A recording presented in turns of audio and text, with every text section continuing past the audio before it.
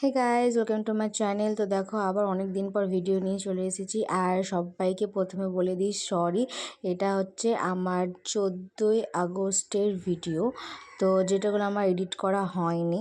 তো তোমাদেরকে আগেই ক্ষমা চেয়ে নিলাম। আর দেখো সেদিনকে রবিবার ছিল আর সকাল সকাল উঠে পড়েছি। আর তোমরা তো জানো আমার 7 মাস পড়ে গেছে, তাই আমার বাড়ির লোক আমাকে নিতে আসছিল। সেই উপলক্ষে দেখো আমার বড়মশাই কত কী আয়োজন করেছে আর কত কী সবজি বাজার করে নিয়েছে। আর আমি এদিকে দেখো রান্না বান্নাও বসিয়ে দিয়েছি অনেকটা। তো তাড়াতাড়ি করে করতে হবে, যেহেতু একা হাত অনেকটাই টাইম লাগে। আর দেখো কী কী নিয়ে এসছে সেটাও তোমাদেরকে আমি দেখিয়ে দিই। এগুলো তো বাজার।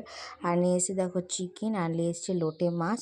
তো আমি দেখো লোটে মাছ আর চিকেনগুলো ভালো করে ধুয়ে রান্না করে নেব। আর দেখো চিকেনটা আমি অলমোস্ট রান্না করে নিয়েছি। আর কালারটা দেখো কেমন সুন্দর হয়েছে না, খুবই সুন্দর হয়েছে। আর খেতেও কিন্তু খুবই সুন্দরও হয়েছিল, সবাই কিন্তু নাম করেছে। আর দেখো আর আমি কী কী রান্না করেছি সেটাও দেখে নাও সবগুলো। তো দেখিয়েছিলাম কাঁকরোল ভাজা, লোটে মাছের ঝাল, 5 তরকারি ডাল, আর করেছিলাম চিকেন।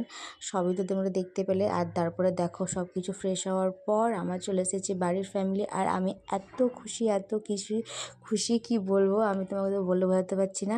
আর দেখো দেখি বাবা দই মিষ্টি সব নিয়ে চলে এসেছে, সেগুলো কিন্তু আমি রেখে দিলাম। আর তারপরে দেখো আর ভিডিও করা হয়নি, এত এক্সাইটমেন্ট ছিলাম। তো তারপরের দিনের সকালের ভিডিও আমি তোমাদেরকে এটা দিচ্ছি। তো পরের দিনে দেখো আমাদের এখানে অনেক কচুর শাক হয়েছিল, তোমরা কিন্তু আগে দেখেওছো। আর রেসিপিটাও কিন্তু তোমাদেরকে বলেছিলাম।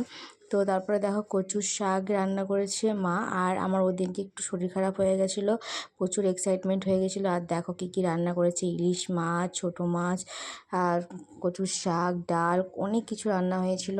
তারপরে দেখো চলে এসেছি পরের দিন মা বাবা মার সাথে আমার বাড়ির উদ্দেশ্যে। তো আমি চলে এসেছি রামপুরহাট। তো কেমন লাগলো ভিডিওটা কমেন্ট করে জানিও। টাটা।